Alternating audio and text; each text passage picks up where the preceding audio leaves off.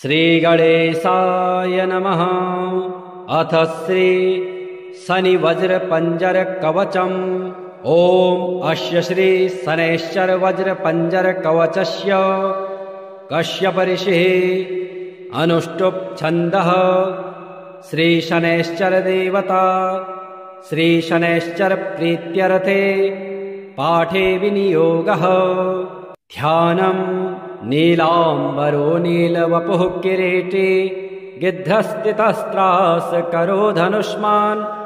चतुर्भुजः सूर्यसुतः प्रसन्ना सदा मम स्याद् वरदः प्रशान्तः। ब्रह्मा उवाच शृणुध्वा मृषयः सर्वे शनिपीडाहरं महत् कवचं शनिराजस्य सौरेरिदमनुत्तमम्। कवचं देवतावासं वज्रपञ्जरसंज्ञकं शनैश्चर प्रीतिकरं सर्वसौभाग्यदायकम्। ॐ शनैश्चरः पातु भालं मे सूर्यनन्दनः नेत्रे छायात्मजः पातु पातु कर्णो यमानुजः। नासां वैवस्वतः पातु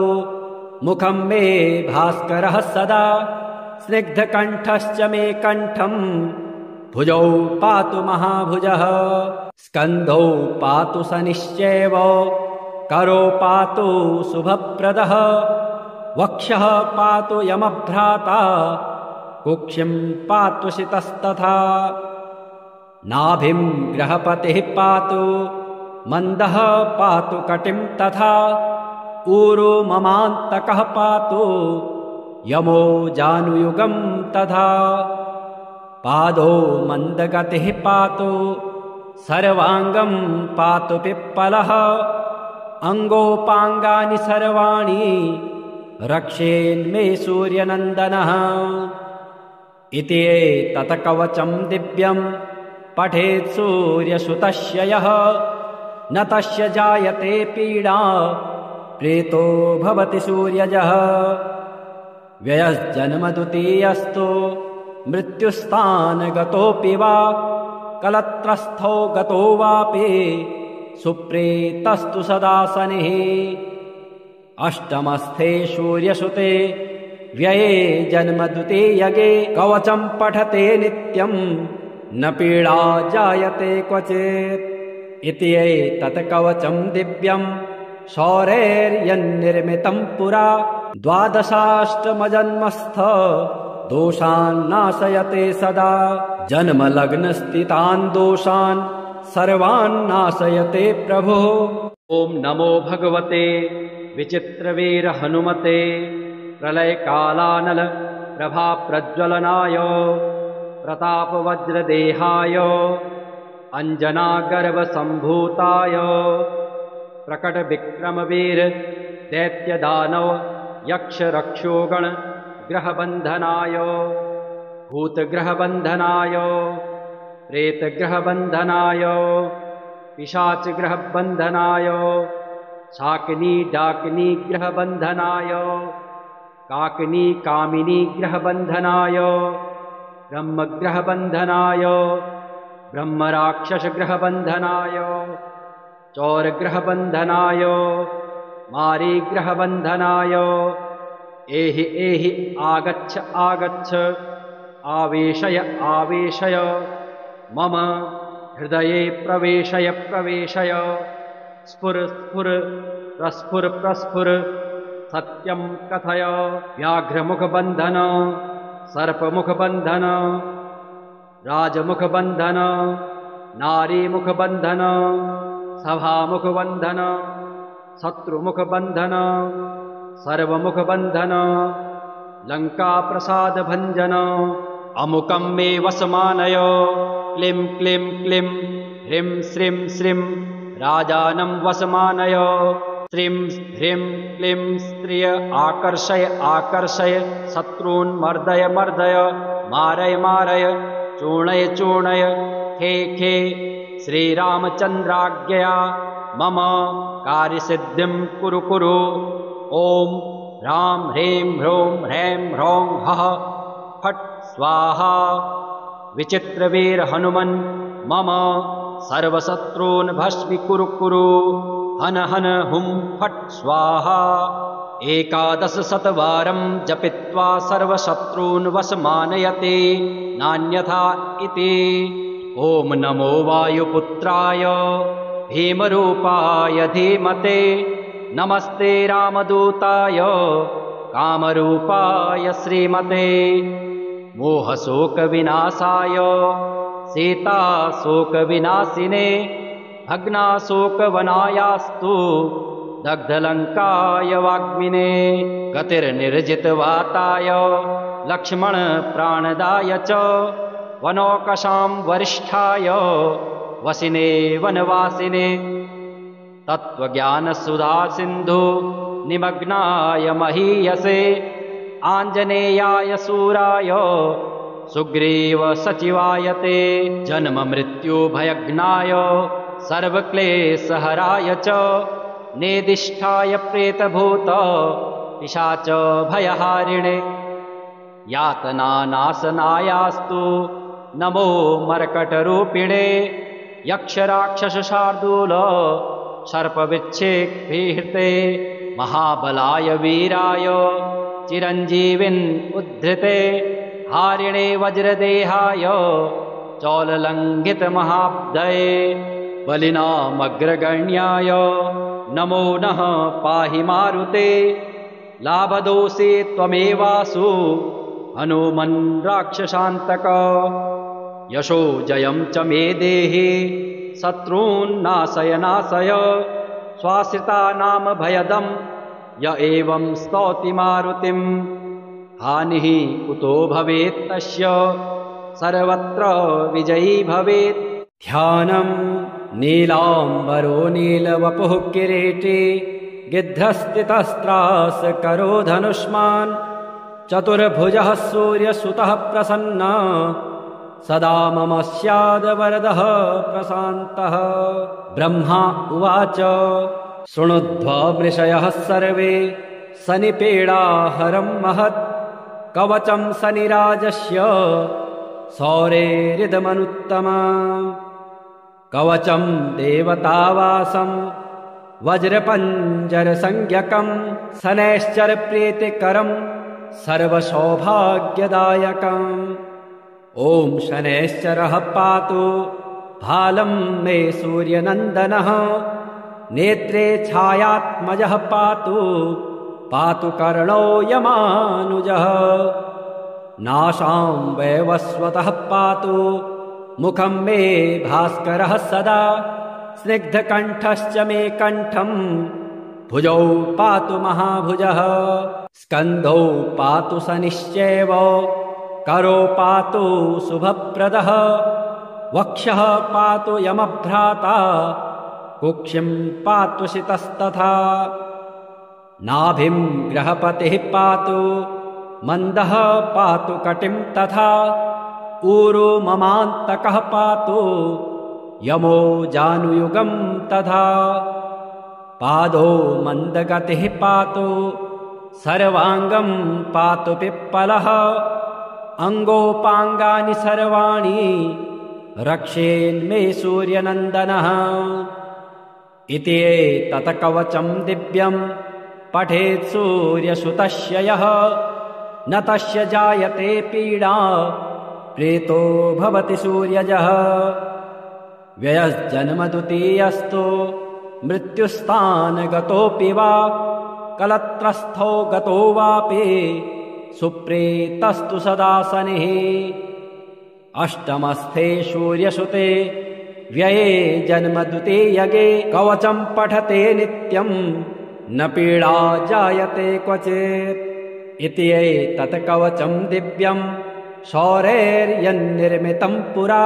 द्वादशाष्टमजन्मस्थ दोषान् नाशयते सदा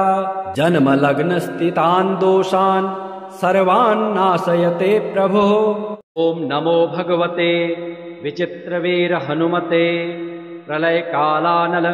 प्रभाप्रज्वलनाय प्रतापवज्रदेहाय अञ्जनागर्भसम्भूताय प्रकटविक्रमवीर दैत्यदानव यक्षरक्षोगण ग्रहबन्धनाय भूतग्रहबन्धनाय प्रेतग्रहबन्धनाय पिशाचग्रहबन्धनाय शाकिनी डाकिनी ग्रहबन्धनाय काकिनी कामिनी ग्रहबन्धनाय ब्रह्मग्रहबन्धनाय ब्रह्मराक्षसग्रहबन्धनाय चौरग्रहबन्धनाय मारीग्रहबन्धनाय एहि एहि आगच्छ आगच्छ आवेशय आवेशय मम हृदये प्रवेशय प्रवेशय स्फुर स्फुर प्रस्फुर प्रस्फुर सत्यं कथय व्याघ्रमुखबन्धन सर्पमुखबन्धन राजमुखबन्धन नारीमुखबन्धन सभामुखबन्धन शत्रुमुखबन्धन सर्वमुखबन्धन लङ्काप्रसादभञ्जन अमुकं मे वसमानय क्लीं क्लीं क्लीं ह्रीं श्रीं श्रीं राजानं वसमानय श्रीं ह्रीं क्लीं स्त्रिय आकर्षय आकर्षय शत्रून् मर्दय मर्दय मारय मारय चूर्णय चूर्णय खे खे श्रीरामचन्द्राज्ञया मम कार्यसिद्धिं कुरु कुरु ॐ ह्रां ह्रीं ह्रूं ह्रैं ह्रौं हः फट् स्वाहा विचित्रवीर हनुमन् मम सर्वशत्रून् भस्मीकुरु कुरु हन हन हुं फट् स्वाहा 1100 जपित्वा सर्वशत्रून् वशमानयते नान्यथा इति। ॐ नमो वायुपुत्राय भीमरूपाय धीमते नमस्ते रामदूताय कामरूपाय श्रीमते मोहशोकविनाशाय सीताशोकविनाशिने भग्नाशोकवनायास्तु दग्धलङ्काय वाग्मिने गतिर्निर्जितवाताय लक्ष्मणप्राणदाय च वनौकशां वरिष्ठाय वसिने वनवासिने तत्त्वज्ञानसुधासिन्धु निमग्नाय महीयसे आञ्जनेयाय शूराय सुग्रीव सचिवायते जन्ममृत्युभयज्ञाय सर्वक्लेशहराय च नेदिष्ठाय प्रेतभूत पिशाच भयहारिणे यातनानाशनायास्तु नमो मर्कटरूपिणे यक्षराक्षसशार्दूल सर्पविच्छेक्तीर्थे महाबलाय वीराय चिरञ्जीविन् उद्धृते हारिणे वज्रदेहाय चौललङ्घितमहाब्धये बलिनामग्रगण्याय नमो नः पाहि मारुते लाभदोषे त्वमेवासु हनुमन् राक्षसान्तक यशो जयं च मे देहि शत्रून् नाशय नाशय स्वाश्रितानां भयदं य एवं स्तौति मारुतिं हानिः कुतो भवेत् तस्य सर्वत्र विजयी भवेत्। ध्यानं नीलाम्बरो नीलवपुः किरीटी गिद्धस्थितस्त्रासकरो धनुष्मान् चतुर्भुजः सूर्यसुतः प्रसन्नः सदा मम स्याद्वरदः प्रशान्तः। ब्रह्मा उवाच शृणुध्वमृषयः सर्वे शनिपीडाहरं महत् कवचं शनिराजस्य सौरेरिदमनुत्तमम् कवचं देवतावासं वज्रपञ्जरसंज्ञकं शनैश्चरप्रीतिकरं सर्वसौभाग्यदायकम्। ॐ शनैश्चरः पातु भालं मे सूर्यनन्दनः नेत्रे छायात्मजः पातु पातु कर्णो यमानुजः नासां वैवस्वतः पातु मुखं मे भास्करः सदा स्निग्धकण्ठश्च मे कण्ठं भुजौ पातु महाभुजः स्कन्धौ पातु शनिश्चैव करो पातु शुभप्रदः वक्षः पातु यमभ्राता कुक्षिं पात्वशितस्तथा नाभिं ग्रहपतिः पातु मन्दः पातु कटिं तथा ऊरो ममान्तकः पातु यमो जानुयुगं तथा पादो मन्दगतिः पातु सर्वाङ्गं पातु पिप्पलः अङ्गोपाङ्गानि सर्वाणि रक्षेन्मे सूर्यनन्दनः इति एतत् कवचं दिव्यं पठेत् सूर्यसुतस्य यः न तस्य जायते पीडा प्रेतो भवति सूर्यजः व्ययस्जन्मद्वितीयस्तु मृत्युस्थानगतोऽपि वा कलत्रस्थो गतो वापि सुप्रेतस्तु सदा शनिः अष्टमस्थे सूर्यसुते व्यये जन्मद्वितीयगे कवचं पठते नित्यं न पीडा जायते क्वचित्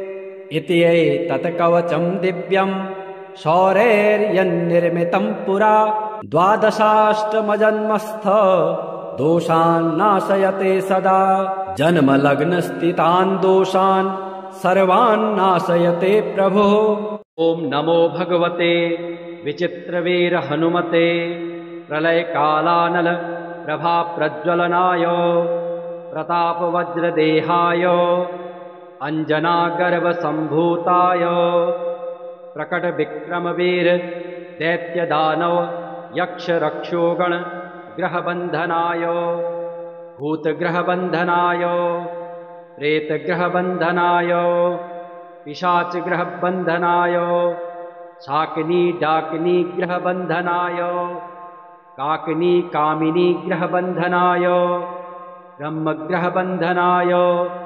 ब्रह्मराक्षसग्रहबन्धनाय चौरग्रहबन्धनाय मारीग्रहबन्धनाय एहि एहि आगच्छ आगच्छ आवेशय आवेशय मम हृदये प्रवेशय प्रवेशय स्फुर स्फुर प्रस्फुर प्रस्फुर सत्यं कथय व्याघ्रमुखबन्धन सर्पमुखबन्धन राजमुखबन्धन नारीमुखबन्धन सभामुखबन्धन शत्रुमुखबन्धन सर्वमुखबन्धन लङ्काप्रसादभञ्जन अमुकं मे वसमानय क्लीं क्लीं क्लीं ह्रीं श्रीं श्रीं राजानं वसमानय श्रीं ह्रीं क्लीं स्त्रिय आकर्षय आकर्षय शत्रून् मर्दय मर्दय मारय मारय चूर्णय चूर्णय खे खे श्रीरामचन्द्राज्ञया मम कार्यसिद्धिं कुरु कुरु ॐ ह्रां ह्रीं ह्रूं ह्रैं ह्रौं हः फट् स्वाहा विचित्रवीर हनुमन् मम सर्वशत्रून् भस्मीकुरु कुरु हन हन हुं फट् स्वाहा 1100 जपित्वा सर्वशत्रून् वशमानयते नान्यथा इति। ॐ नमो वायुपुत्राय भीमरूपाय धीमते नमस्ते रामदूताय कामरूपाय श्रीमते मोहशोकविनाशाय सीताशोकविनाशिने भग्नाशोकवनायास्तु दग्धलङ्काय वाग्मिने गतिर्निर्जितवाताय लक्ष्मणप्राणदाय च वनौकशां वरिष्ठाय वसिने वनवासिने तत्त्वज्ञानसुधासिन्धु निमग्नाय महीयसे आञ्जनेयाय शूराय सुग्रीव सचिवाय ते जन्ममृत्युभयज्ञाय सर्वक्लेशहराय च नेदिष्ठाय प्रेतभूत पिशाच भयहारिणे यातनानाशनायास्तु नमो मर्कटरूपिणे यक्षराक्षसशार्दूल सर्पविच्छेत्ते महाबलाय वीराय चिरञ्जीविन् उद्धृते हारिणे वज्रदेहाय चौललङ्घितमहाब्धये बलिनामग्रगण्याय नमो नः पाहि मारुते लाभदोषे त्वमेवासु हनुमन् राक्षसान्तक यशो जयं च मे देहि शत्रून् नाशय नाशय स्वाश्रितानां भयदं य एवं स्तौति मारुतिं हानिः कुतो भवेत् तस्य सर्वत्र विजयी भवेत्। ध्यानं नीलाम्बरो नीलवपुः किरीटी गिद्धस्थितस्त्रासकरो धनुष्मान् चतुर्भुजः सूर्यसुतः प्रसन्ना सदा मम स्याद्वरदः प्रशान्तः। ब्रह्मा उवाच शृणुध्वा मृषयः सर्वे शनिपीडाहरं महत् कवचं शनिराजस्य सौरेरिदमनुत्तमम् कवचं देवतावासं वज्रपञ्जरसंज्ञकं शनैश्चरप्रीतिकरं सर्वसौभाग्यदायकम्। ॐ शनैश्चरः पातु भालं मे सूर्यनन्दनः नेत्रे छायात्मजः पातु पातु कर्णो यमानुजः नासां वैवस्वतः पातु मुखं मे भास्करः सदा स्निग्धकण्ठश्च मे कण्ठं भुजौ पातु महाभुजः स्कन्धौ पातु शनिश्चैव करो पातु शुभप्रदः वक्षः पातु यमभ्राता कुक्षिं पातु शितस्तथा नाभिं ग्रहपतिः पातु मन्दः पातु कटिं तथा ऊरो ममान्तकः पातु यमो जानुयुगं तथा पादो मन्दगतिः पातु सर्वाङ्गं पातु पिप्पलः अङ्गोपाङ्गानि सर्वाणि रक्षेन्मे सूर्यनन्दनः इति एतत् कवचं दिव्यं पठेत् सूर्यसुतस्य यः न तस्य जायते पीडा प्रीतो भवति सूर्यजः व्ययस्जन्मद्वितीयस्तु मृत्युस्थानगतोऽपि वा कलत्रस्थो गतो वापि सुप्रीतस्तु सदा शनिः अष्टमस्थे सूर्यसुते व्यये जन्मद्वितीयगे कवचं पठते नित्यं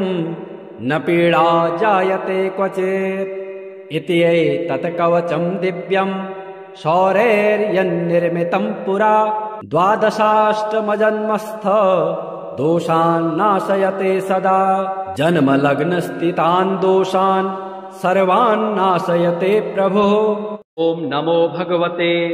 विचित्रवीर हनुमते प्रलयकालानल प्रभाप्रज्वलनाय प्रतापवज्रदेहाय अञ्जनागर्भसम्भूताय प्रकटविक्रमवीर दैत्यदानव यक्षरक्षोगण ग्रहबन्धनाय भूतग्रहबन्धनाय प्रेतग्रहबन्धनाय पिशाचग्रहबन्धनाय शाकिनी डाकिनी ग्रहबन्धनाय काकिनी कामिनी ग्रहबन्धनाय ब्रह्मग्रहबन्धनाय ब्रह्मराक्षसग्रहबन्धनाय चौरग्रहबन्धनाय मारीग्रहबन्धनाय एहि एहि आगच्छ आगच्छ आवेशय आवेशय मम हृदये प्रवेशय प्रवेशय स्फुर स्फुर प्रस्फुर प्रस्फुर सत्यं कथय व्याघ्रमुखबन्धन सर्पमुखबन्धन राजमुखबन्धन नारीमुखबन्धन सभामुखबन्धन शत्रुमुखबन्धन सर्वमुखबन्धन लङ्काप्रसादभञ्जन अमुकं मे वसमानय क्लीं क्लीं क्लीं ह्रीं श्रीं श्रीं राजानं वसमानय श्रीं ह्रीं क्लीं स्त्रिय आकर्षय आकर्षय शत्रून् मर्दय मर्दय मारय मारय चूर्णय चूर्णय खे खे श्रीरामचन्द्राज्ञया मम कार्यसिद्धिं कुरु कुरु ॐ ह्रां ह्रीं ह्रूं ह्रैं ह्रौं हः फट् स्वाहा विचित्रवीर हनुमन् मम सर्वशत्रून् भस्मीकुरु कुरु हन हन हुं फट् स्वाहा 1100 जपित्वा सर्वशत्रून् वशमानयते नान्यथा इति। ॐ नमो वायुपुत्राय भीमरूपाय धीमते नमस्ते रामदूताय कामरूपाय श्रीमते मोहशोकविनाशाय सीताशोकविनाशिने भग्नाशोकवनायास्तु दग्धलङ्काय वाग्मिने गतिर्निर्जितवाताय लक्ष्मणप्राणदाय च वनौकशां वरिष्ठाय वसिने वनवासिने तत्त्वज्ञानसुधासिन्धु निमग्नाय महीयसे आञ्जनेयाय शूराय सुग्रीव सचिवाय ते जन्ममृत्युभयज्ञाय सर्वक्लेशहराय च नेदिष्ठाय प्रेतभूत पिशाच भयहारिणे यातनानाशनायास्तु नमो मर्कटरूपिणे यक्षराक्षसशार्दूल सर्पविच्छेक्तीर्थे महाबलाय वीराय चिरञ्जीविन् उद्धृते हारिणे वज्रदेहाय चौललङ्घितमहाब्धये बलिनामग्रगण्याय नमो नः पाहि मारुते लाभदोषे त्वमेवासु हनुमन् राक्षसान्तक यशो जयं च मे देहि शत्रून्नाशय नाशय स्वाश्रितानां भयदं य एवं स्तौति मारुतिं हानिः कुतो भवेत् तस्य सर्वत्र विजयी भवेत्। ध्यानं नीलाम्बरो नीलवपुः किरीटी गिद्धस्थितस्त्रासकरो धनुष्मान् चतुर्भुजः सूर्यसुतः प्रसन्नः सदा मम स्याद्वरदः प्रशान्तः। ब्रह्मा उवाच शृणुध्वमृषयः सर्वे शनिपीडाहरं महत् कवचं शनिराजस्य सौरेरिदमनुत्तमम् कवचं देवतावासं वज्रपञ्जरसंज्ञकं शनैश्चरप्रीतिकरं सर्वसौभाग्यदायकम्। ॐ शनैश्चरः पातु भालं मे सूर्यनन्दनः नेत्रे छायात्मजः पातु पातु कर्णो यमानुजः नासां वैवस्वतः पातु मुखं मे भास्करः सदा स्निग्धकण्ठश्च मे कण्ठं भुजौ पातु महाभुजः स्कन्धौ पातु शनिश्चैव करो पातु शुभप्रदः वक्षः पातु यमभ्राता कुक्षिं पातु शितस्तथा नाभिं ग्रहपतिः पातु मन्दः पातु कटिं तथा ऊरो ममान्तकः पातु यमो जानुयुगं तथा पादो मन्दगतिः पातु सर्वाङ्गं पातु पिप्पलः अङ्गोपाङ्गानि सर्वाणि रक्षेन्मे सूर्यनन्दनः इति एतत् कवचं दिव्यं पठेत् सूर्यसुतस्य यः न तस्य जायते पीडा प्रीतो भवति सूर्यजः व्ययस्जन्मद्वितीयस्तु मृत्युस्थानगतोऽपि वा कलत्रस्थो गतो वापि सुप्रीतस्तु सदा शनिः अष्टमस्थे सूर्यसुते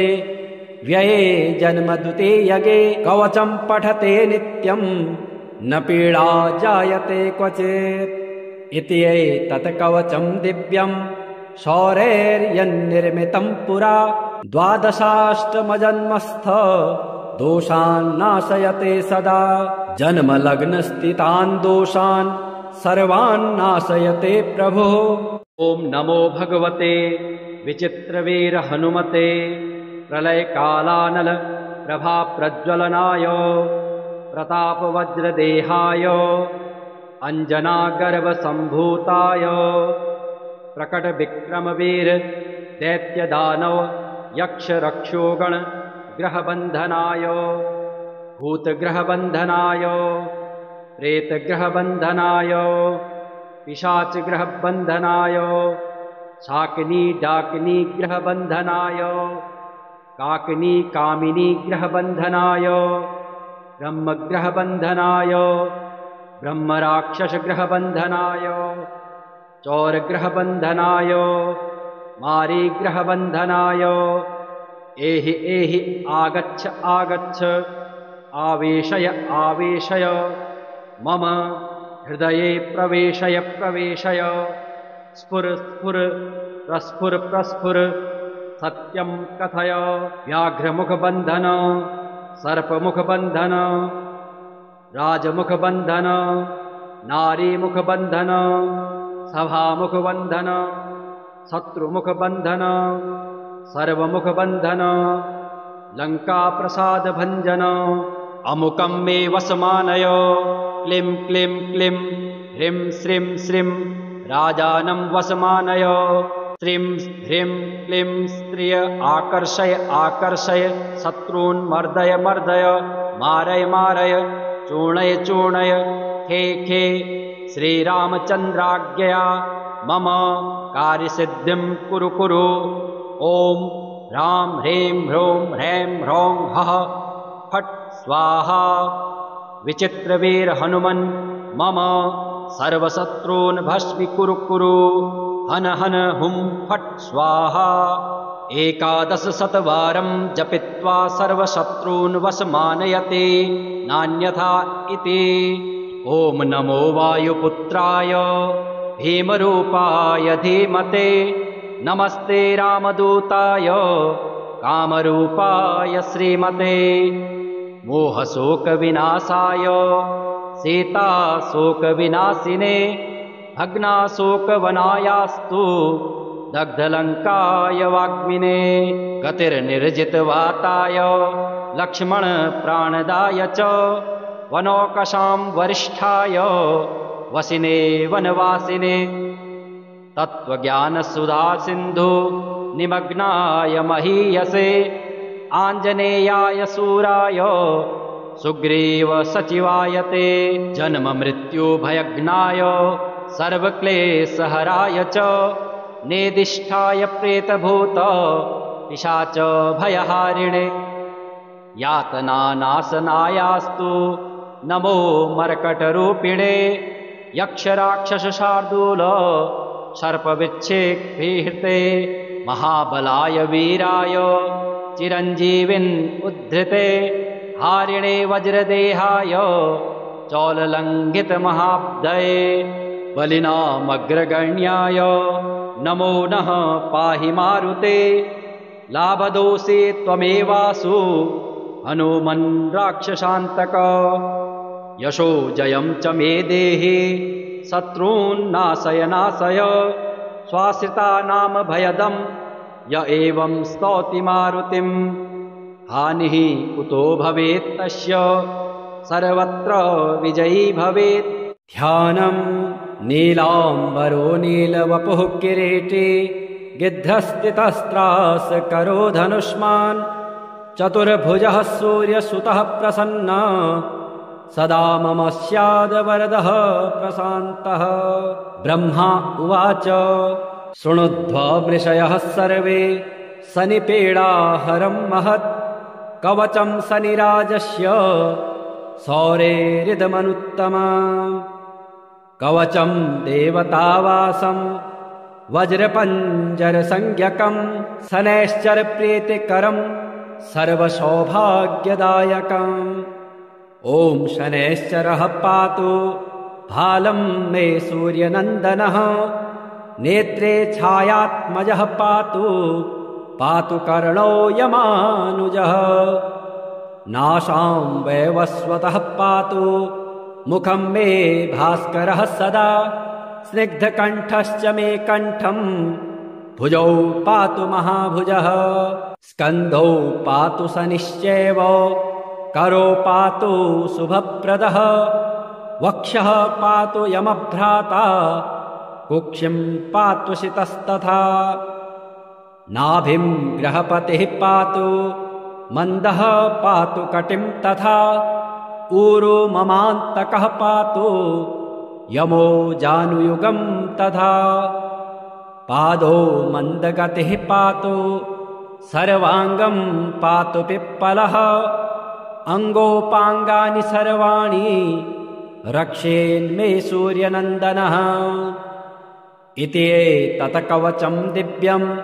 पठेत् सूर्यसुतस्य यः न तस्य जायते पीडा प्रेतो भवति सूर्यजः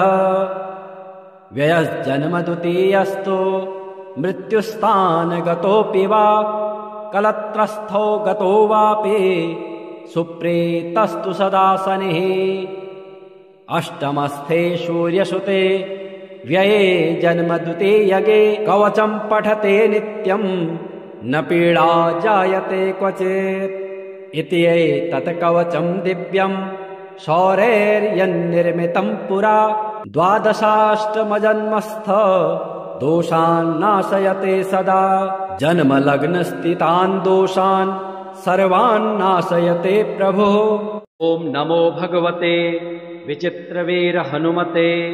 प्रलयकालानल प्रभाप्रज्वलनाय प्रतापवज्रदेहाय अञ्जनागर्भसम्भूताय